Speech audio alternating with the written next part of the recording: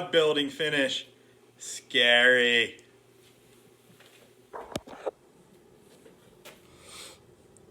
Hey guys, I'm going to do a quick video on how to put rod finish on a rod, and the reason why I'm doing this is there hasn't been a lot of good info on the little tricks on YouTube yet.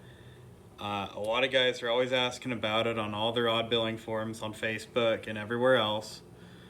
And ultimately, I'm going to show you a few tricks that I've learned and tried to pick up on and figure out, because I've really struggled with this process. Everything else has gone pretty smooth in my rod building learning experience until it came to the finish.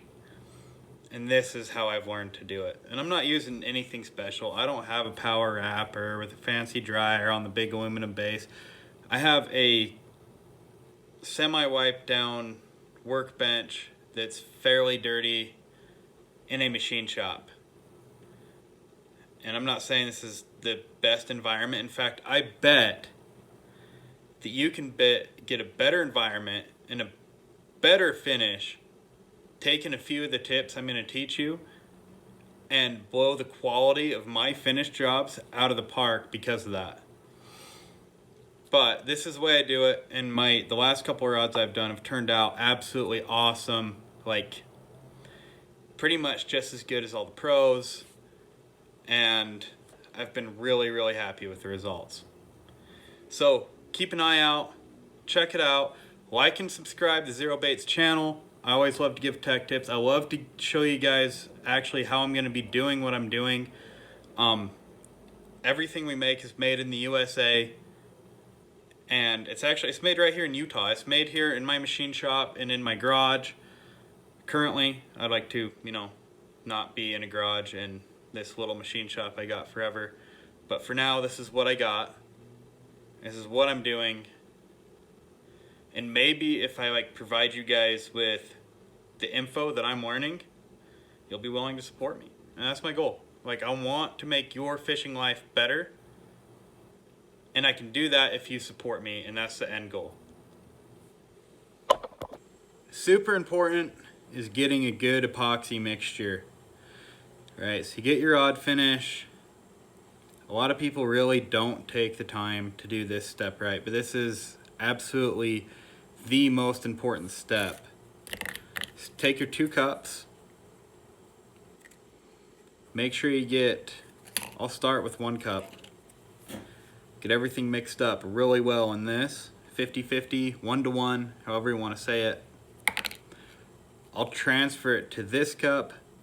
Mix it very well in this cup, and then proceed to transfer it back to this cup and mix it one more time before I apply it. The other way to do it is you put 1 part of each in each cup, dump 1 cup in, mix it up really well, put it in the other, mix it up really well, and go that route. And that works really well. I've found with the amounts of rod finish I am using, it works better to do the first way I explained. But either way, you're going to end up with the epoxy mixed correctly, and it will work right, which is by far the most important part. After you get your epoxy, you're going to need a brush, right? So this is a cheap acid brush. I don't know where I got these, but it's just somewhere where you buy acid brushes, right? It's that same steel tube. The problem is you can't use every acid brush you get in a package, hardly ever. You're gonna run your fingers through it like this, and you're gonna have hairs of stuff coming out, and they're gonna kind of fall apart. You can't have that. You're just gonna end up with hairs stuck in your epoxy, and it looks bad. And all you can do is sit there and try and fix it and then hope it levels out, and it's just a giant mess. The more mess you can eliminate, the better this is gonna go. But now the other issue is most of these, the bristles are way too long, and when this is so soft and they spread out so easy, you can't get a good, strong line.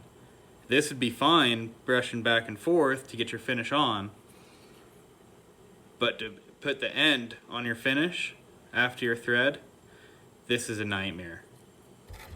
So take my thread scissors, take this. I like to cut it on an angle, kind of like this. You see I'm going kind of like a 30-ish degree angle right through the middle of the brush.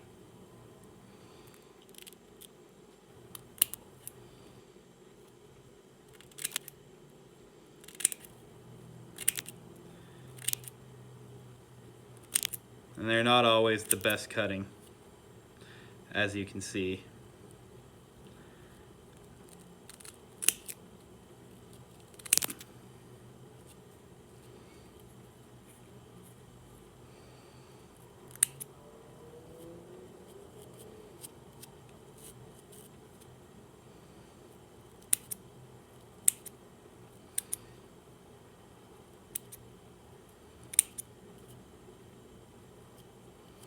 But just go through it, make sure all the stragglers are out. Make sure this is reasonably level. So what I'll end up doing is actually going on the rod blank and brushing more this way versus dragging it. And I'll explain why we do that later. So number one, first deal, super important, multiple plastic cups. Sometimes you get down to the bottom of the rod, especially if you're in a drier and warmer environment, and your epoxy starts to set up. And I know you don't want to waste product, you don't want to be, you want to be budget friendly and effective. However, rod finish is relatively cheap, and if it starts to set up before you get to the end of the rod because you have an issue somewhere else trying to work this, mix a new cup. And I use the 2-cup method no matter what. I don't use the epoxy spinner cup deal. I don't really see the point. But it is super important to make sure your rod finish is mixed 1-to-1 correctly. It has to be right. And 2, it has to be mixed very thoroughly, 100% clear, no streak marks in it. And the best way to do that is using the 2-cup method, right? This is pretty important for a lot of epoxy that you're going to be using on almost any project. So now I'm going to show you really the first trick of laying on this epoxy on this first back wrap on this rod.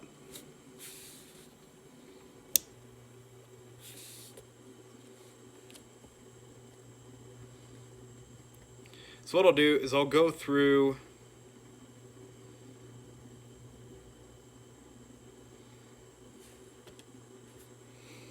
and show you the tricks, and then when we get into the guides, we're repeating a lot of the stuff over and over again. And I'll actually record that as a time lapse, just kind of show you that you got to sit there and do it. But I like to make sure I'm stable on my bench. In fact, if I can get both of my elbows on the bench, that is the best way to do this. Take my brush, come down, lay it down. You gotta be a little bit careful here. Make sure you're not getting it if it's super skinny, kind of like this stuff is.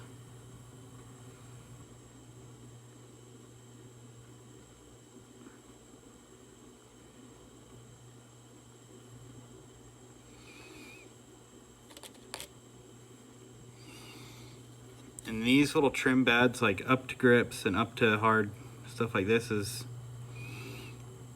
really in its own way tricky.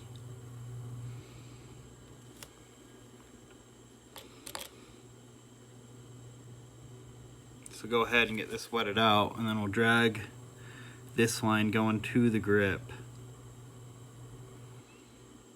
which is actually super important here because I don't have like a winding check to give me some error room.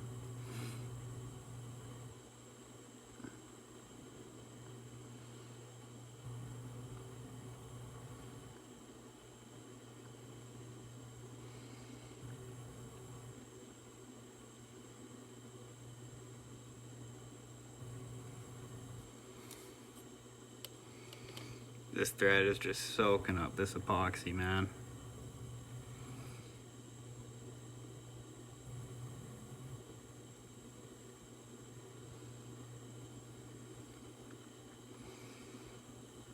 Now we got it on there. So I'll come up here where you can see. I'm actually going to go and stroke this lengthwise over my thread.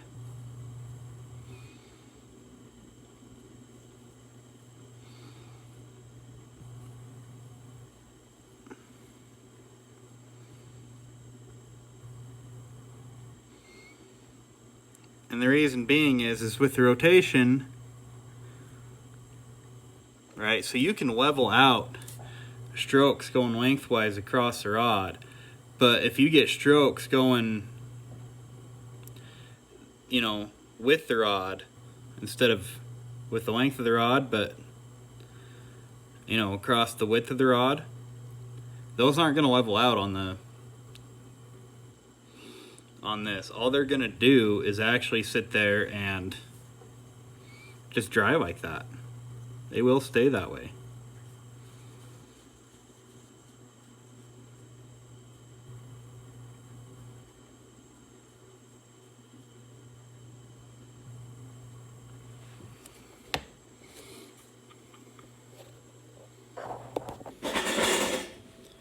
Okay, here's the next fairly tricky one. You notice how I have my hook keeper is right here, actually, and so I gotta put some rod finish underneath the hook keeper. But it's doable, it's not too horribly bad. In this, you can actually cut the finish underneath your hook keepers like this and get away with it a lot better than you'd ever imagine. This needs a quick wipe down though.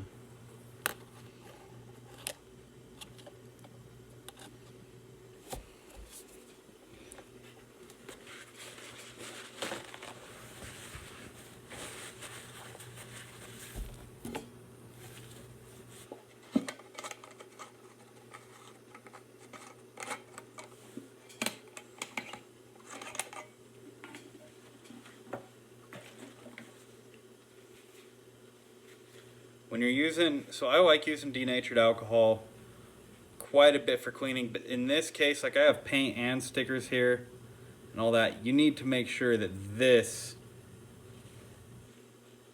like everything is really squeezed out. It makes me nervous every time I do it.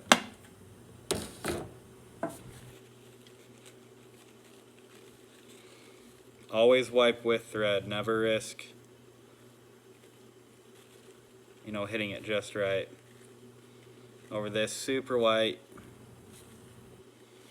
And don't spend much time on stickers, paint, anything like that with the denatured alcohol. Like the paint that came on the rod would probably be okay. Tester's model paint to put on your lettering or whatever. Much more finicky.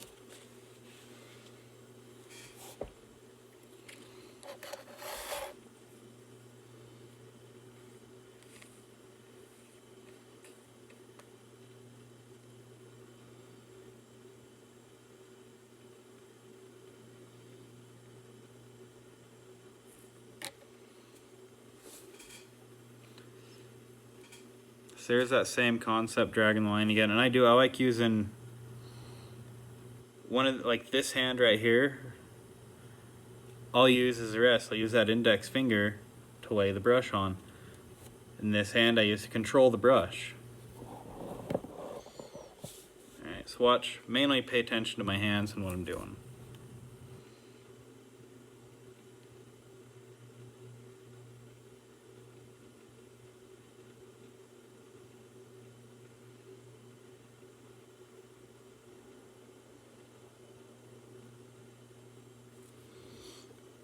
And see, and what I'll do is I'll slightly roll that brush back into it so you can get that. And then we'll start actually applying the rod finish through the rest of this.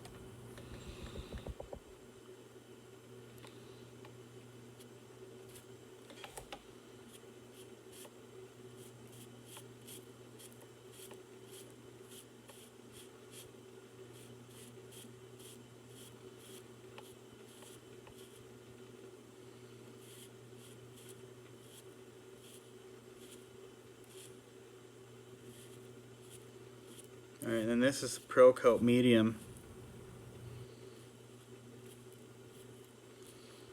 And I've had pretty good results with it. I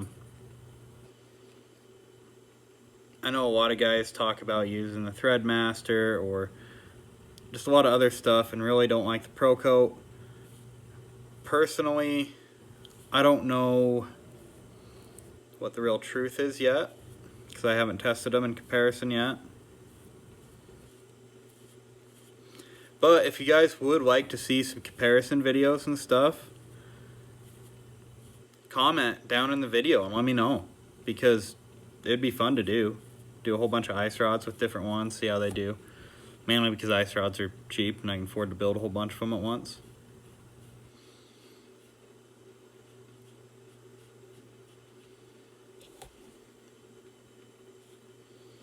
So now we've got the thread all the way up over the top of the hook keeper, or we got the finish all the way up over the hook keeper covered, but what about that back side?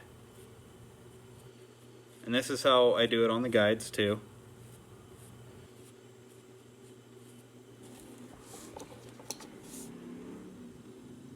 I just stop the finisher, take my epoxy, get kind of, I don't know if you can see that, but there's just a very small buildup on the end of the brush. It's not a full drop, but it does have some drop quality to it. Take it, and I drop it in. And then I come to this side, and I drop it in. And I also like to do up underneath this by hand. I'm sorry you guys can't see on the back side here very well.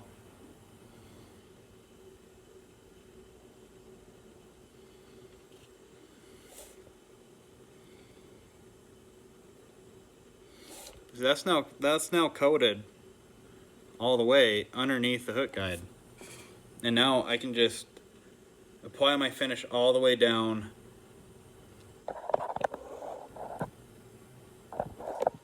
to the winding check on this side, which I turned on my lathe.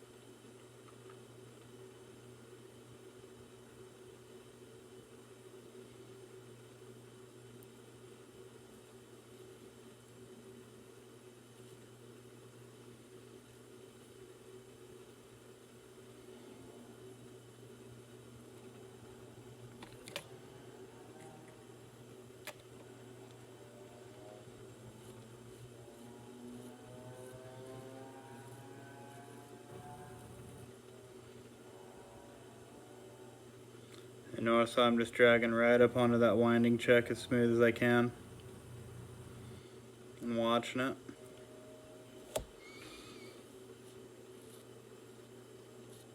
Take some of this excess out here and brush it in to that crevice.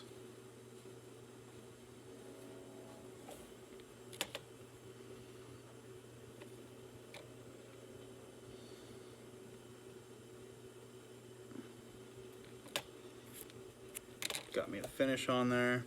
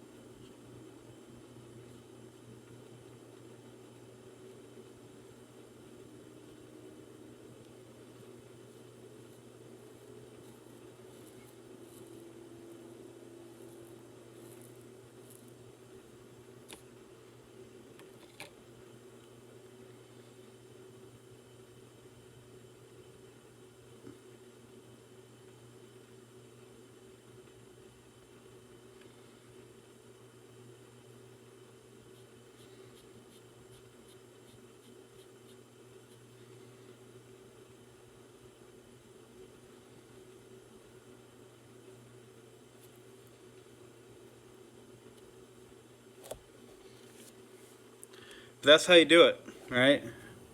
Use that tip when you cut this brush. That's why I do the angle, is so you have a tip to work your wine and get a good wine. And that is, I mean, it's a pretty good wine.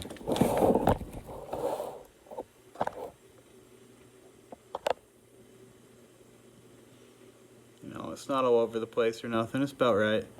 There's a little bit of air in here, and I'll show you how to get rid of that too. Gotta go grab my torch real quick. I wish I had a smaller one, but I don't. You see, this needs a little bit of touch up here.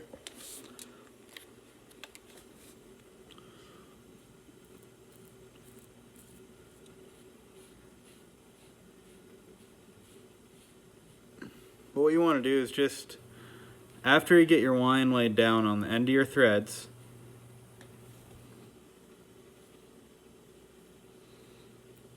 go through and stroke it.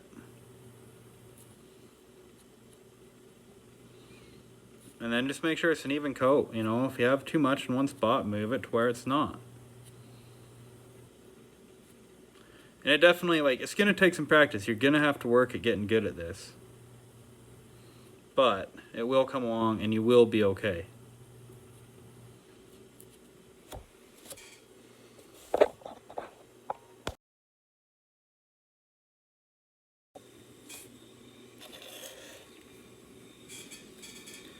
So I will take, in this case, a pretty big propane torch, and you got to be careful with this.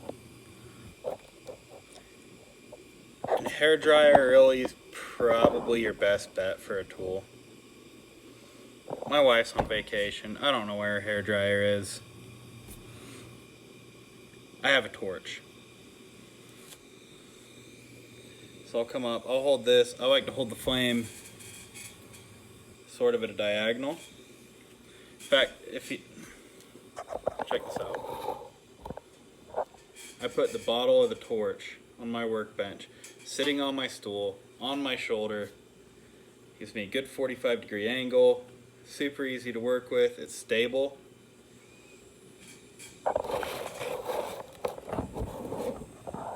Go over here to my rod. And I want heat. I don't want it that close. Alright, like my flame is nowhere near touching this.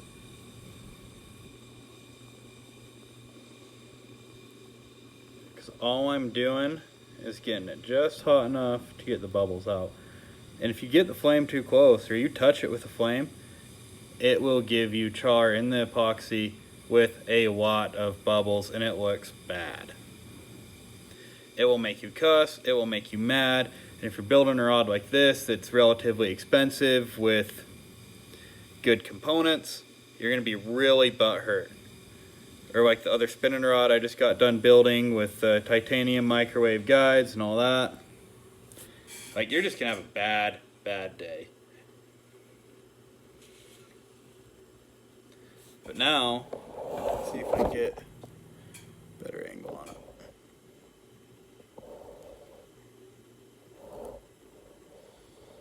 See, there's pretty much no bubbles in it. It hasn't leveled out 100% yet, but that's okay. It's still super wet. It will level out overnight. And that's the thing. I usually like to apply my rod finish at night. Right? Wait till morning. I'll come and check on it with a toothpick. See if it feels hard enough that I feel comfortable with taking it off the rod dryer. And then I take these and I hide them in my utility closet because nobody, including the dog, will bother it for a day or two. Forget about it, work on something else, and then go back to it. Although in this case, I do want to fish this rod on Sunday. It is Friday. I'm hoping this will happen.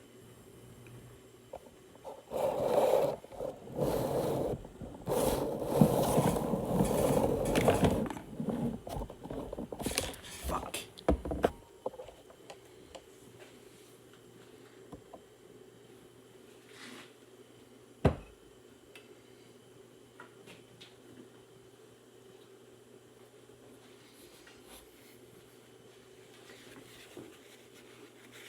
Of course.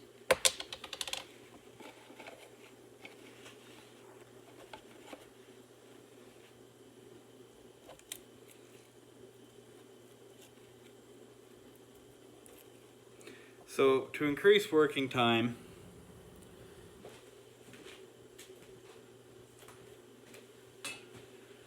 sometimes I will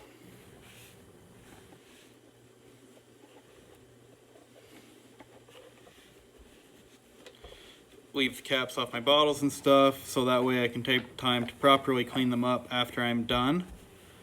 You know, make sure it stays clean-ish environment. At least so you know there's not stuff flying around in the air that can get in your epoxy. That'd be bad.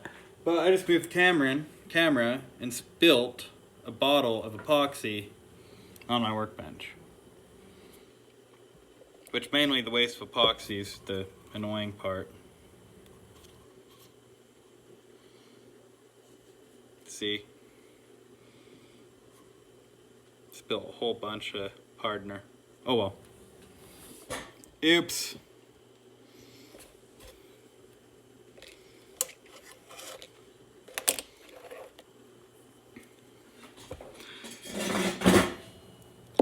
This right here, this is a real good demonstration of how to go through the whole guide.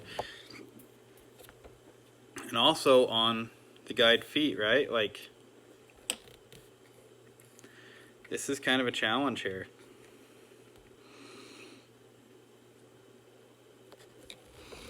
I think this is probably one of the more intimidating things to do on your second and third rod. That first rod, you're probably like, oh, I got the wrap done, this is going to be easy. And then you go and do this and find out this is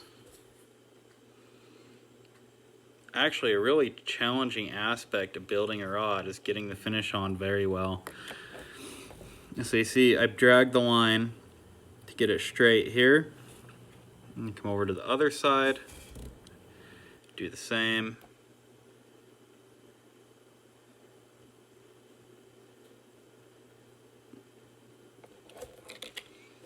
Now the hardest part with being on camera is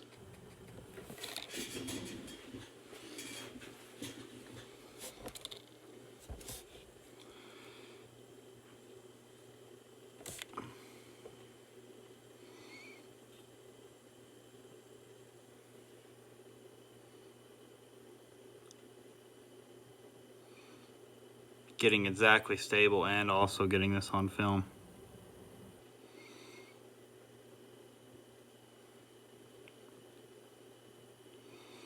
Now that line's dragged.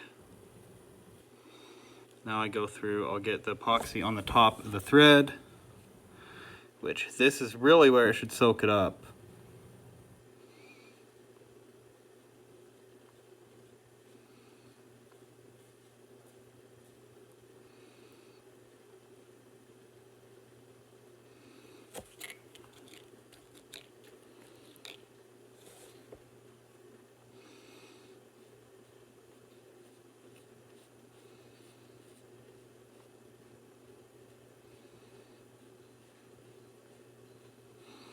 You guys can't tell, I really like doing the little spiral wrap accents in my rods. I like those subtle touches. I'm not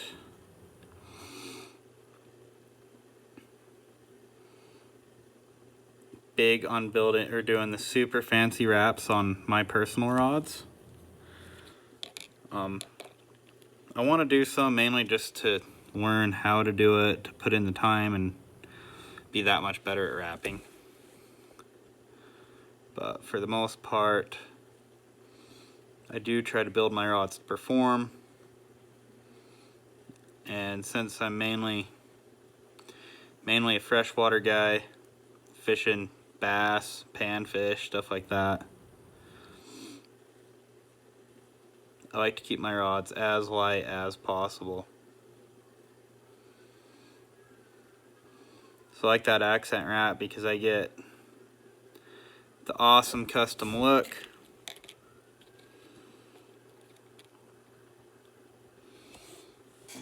Without all the extra thread work. So now I'll drag this. This is the hardest one because right there you have to lift. just like that, so you don't touch the guide itself. Turn your dryer off after you get it half pulled and you miss the guide, which will probably, it'll take you a second to get good at that, unless you got good hand-eye coordination, which, and to be honest with you, I don't.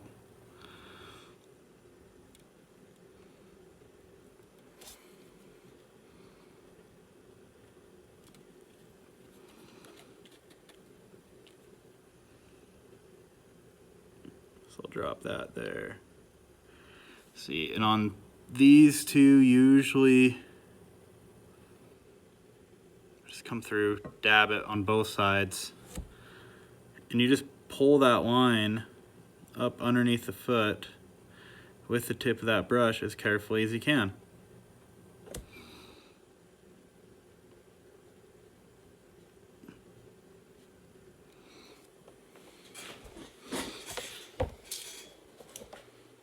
Now I'll do this other side. But ultimately, guys, like, yes, you are fighting time when you're applying finish, but really not like you think you are. You got enough time to work it and really make it look right. You don't want to overwork it still. But a lot of this just takes practice too.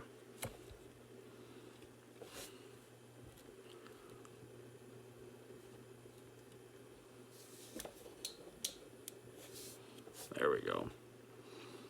Need this to rotate the other way to get this.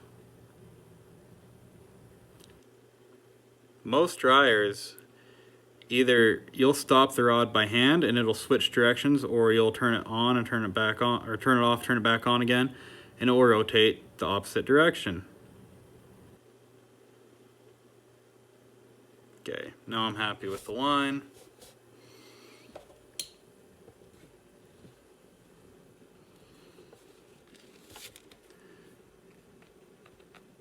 Hand paint this in there.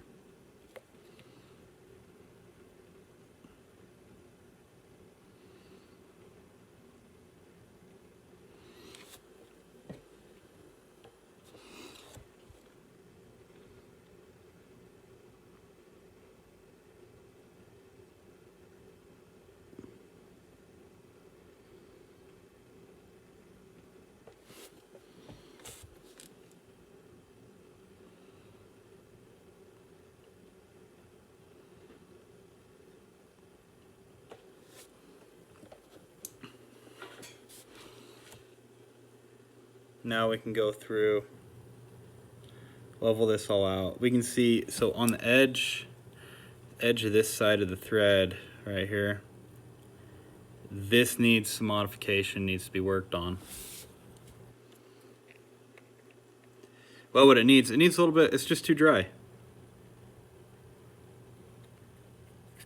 So you can put a dot on the end of this tip, dab it on, and then come back and level it out. Now where you drag that line to, the epoxy will automatically pull to that line as long as you don't force the brush through the line. So you don't want to go past the line, but you can pull right up to it.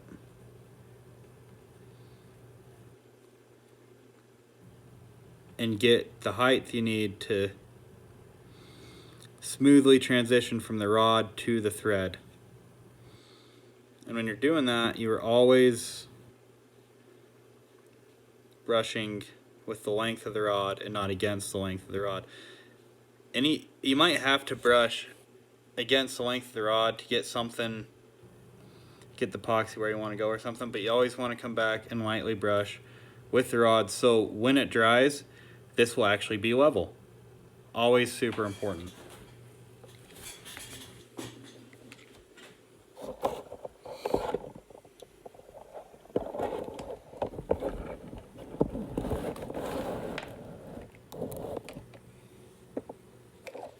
So now you watch me do a double foot and kind of got the idea. We'll go down to a single foot. This is where they get easy. This will be the last guide on this rod, besides the tip top that I'm going to go out of my way to really talk you through it. Now this will be how you do the single foot guides. This is actually going to be basically the exact same process as the hook keeper like I showed you, but actually a little bit easier. And in my case, I do a lot of these.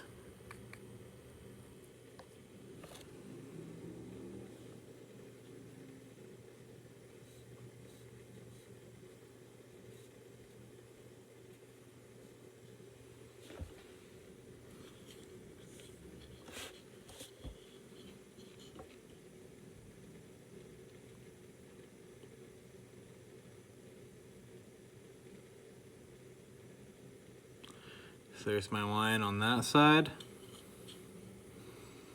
Then we'll pull my line on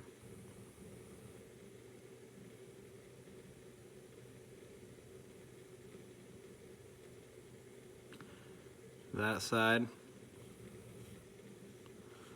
I'll go ahead and start filling the top of the thread here.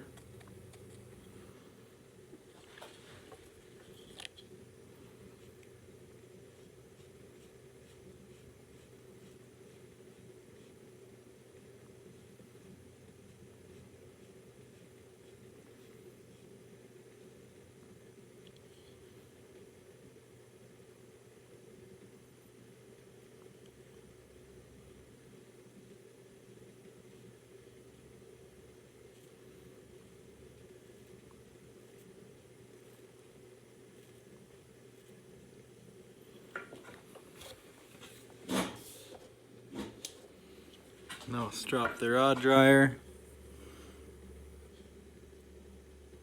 Get my dot.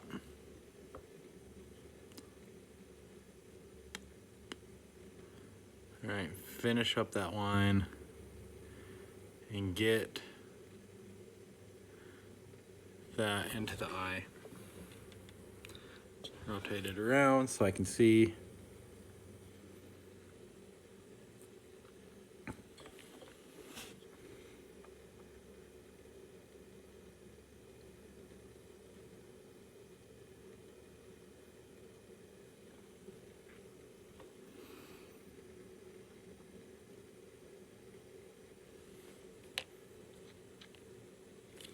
See, now that one's done. That was basically all there is. Other than I gotta get some air bubbles out of it.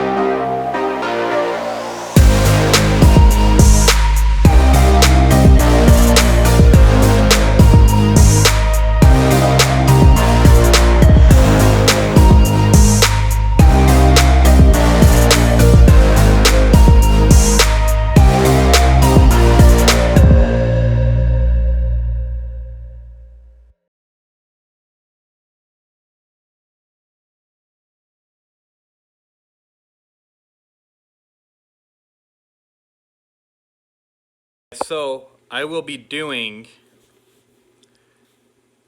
basically every rod I build, I will be talking about on YouTube. I'll be posting videos about them and going through all the tech and everything I learn. If you have anything that you know how to do better than I do, please leave comments down on the video.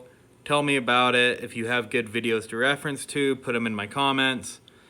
Any info you got, please share it. That's what I'm trying to do. That's what I want to do. I want to help the knowledge base and grow, so everyone can have better rods. That, you know, if they want to build a rod, the info's there for them to do it.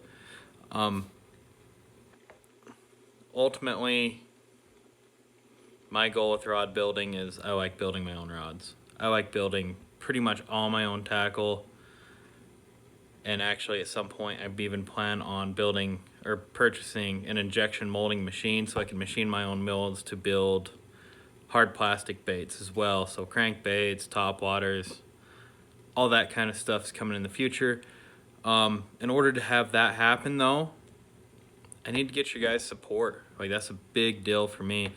And I already have some awesome products for you to purchase at www.zero-baits.com. Go to my website, check it out. I got a whole bunch of soft plastics. We're going to be launching our first jig here really soon. I'll be making a video on how that went down too. I already got the footage of machining the mold, which is really cool.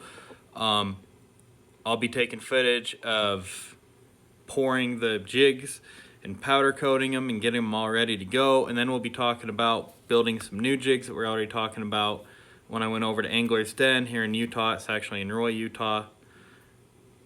And I mean, things are really exciting, guys, especially if you start following me, communicating with me, and getting involved in what I'm doing. Because ultimately, at the end of the day, I want you to catch more fish. I want you to be able to maintain your hobby. I want you to be able to fulfill whatever rabbit hole you want to jump down into when it comes to tackle building. And I want to fulfill that need to buy really cool stuff. So if you help support me, I will help you fulfill a whole bunch of stuff, especially the need to buy cool stuff. And when you do it, you get to know that you have an American-made product that came from some guy in Utah who worked really hard to make it happen. And, well, you know, that's actually about it, right? But, like, when I do design and build stuff, I'm looking to build the coolest of the coolest stuff. And I'm really working hard to try and get that machinery, to get the things I need to do it. So all the support I can get is really appreciated. Thank you, guys. Like and subscribe to my channel. And have an awesome night or an awesome day. Good morning. Peace. I'm out.